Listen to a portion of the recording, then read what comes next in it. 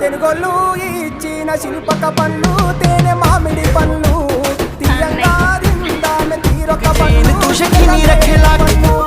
కాబోళ్ళు ఇచ్చిన మక్క కంకులు అవి పాల కంకులు కాల్చుకొని తిందాము కందికాయలు పచ్చి పల్లికాయలు గుజారి గుజారి మామిళ్ళ కిందో నల్ల మామిళ్ళ కింద కుసుమరోళ్ళేసిన కుందన బొమ్మ అది కుందన బొమ్మ